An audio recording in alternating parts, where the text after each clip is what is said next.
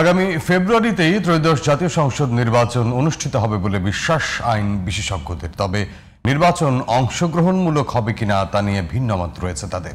এবারে নির্বাচনের মাধ্যমে যে সংসদ হবে তাতে আওয়ামী লীগ ও জাতীয় পার্টির মতো সরকারি ও বিরোধী দল হবে কিনা তা নিয়েও রয়েছে ভিন্ন মত। জিটিভির সাথে একান্ত সাক্ষাৎকারে এসব কথা বলেছেন দুই সিনিয়র আইনজীবী অ্যাডভোকেট আহসানুল করিম এবং মঞ্জিল মোর্শেদ। সাইদুল ইসলামের রিপোর্ট। দেশে ত্রয়োদশ জাতীয় সংসদ নির্বাচন আগামী ফেব্রুয়ারি মাসের প্রথমার্ধে হবে এমন ঘোষণা দিয়েছে ডক্টর মোহাম্মদ ইউনূসের নেতৃত্বাধীন অন্তর্বর্তী সরকার। কোনো শক্তিই নির্বাচন বন্ধ করতে পারবে না সরকারের পক্ষ থেকে এমন প্রত্যয়ও জানানো হয়েছে। সরকারের এমন ঘোষণার পরও বিএনপি ছাড়া নির্বাচনের প্রধান দলগুলোর কয়েকটি এখনও জুলাই সনদ পিআর সহ নানা বিষয় নিয়ে মাঠে আছে। একই সাথে নির্বাচনের প্রস্তুতিও রাখছে দলগুলো। এমন বাস্তবতার মধ্যেই সাধারণ মানুষের মাঝে একটি প্রশ্ন ঘুরপাক খাচ্ছে, নির্বাচন হবে কিনা, হলে ফেব্রুয়ারিতে হবে কিনা। আইন বিশেষজ্ঞরা বলছেন ফেব্রুয়ারিতে নির্বাচন হবে বলেই বিশ্বাস তাদের। আমরা বহু বছর ধরে নির্বাচন পাই না। 14 সাল 18 সাল বা 24 সালে যে নির্বাচন হয়েছে সেগুলো প্রহসনমূলক নির্বাচন হয়েছে, কোনো পার্টিসিপেটরি ইলেকশন হয়নি। প্রহসনমূলক নির্বাচনের কারণে আমরা ভুলতেই বসেছি আসলে সত্যিকার নির্বাচন কি, এবং অতি আগ্রহ নিয়ে অপেক্ষা করছি যে ফেব্রুয়ারিতে ইলেকশন হবে। এবং আমি অন্তত ব্যক্তিগতভাবে এই ইলেকশন না হওয়ার পিছনে কোনো যুক্তি বা কারণ দেখি না।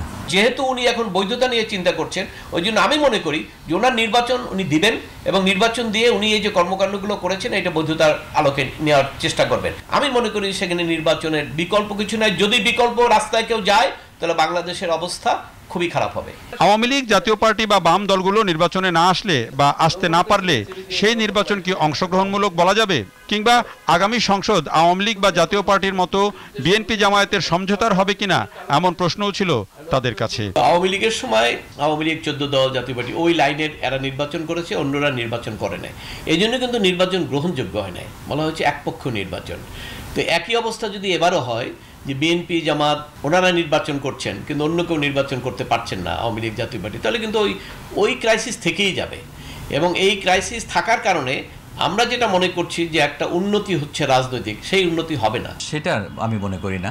সেটা পার্টিসিপেটরি ইলেকশন হবে, এবার অন্তত পার্টিসিপেটরি ইলেকশন হবে, কারণ বিএনপি এককভাবে ইলেকশন করবে, জামায়াত তার এককভাবে ইলেকশন করবে, এককভাবে তাদের বিএনপির নিজস্ব দলের সাথে অন্য দল আসতে পারে। বিগত দিনে জাতীয় পার্টির সাথে আওয়ামী লীগের লিয়াজো করে যে ইলেকশনগুলো হয়েছে সেগুলো সাজানো ইলেকশন ছিল, সেগুলো ইলেকশন সত্যিকার ইলেকশন ছিল না, এগুলো ধোঁকা দেওয়া ইলেকশন ছিল। দেশের বর্তমান পরিস্থিতিতে যত দ্রুত নির্বাচিত সরকার আসবে জটিলতা তত কমে আসবে বলেও ধারণা এই দুই সংবিধান বিশেষজ্ঞের। তবে যারা আগে আওয়ামী লীগ করতো তারা বিএনপিকে যাবে। Saidul Islam, GTV news, Dhaka. যে কোনো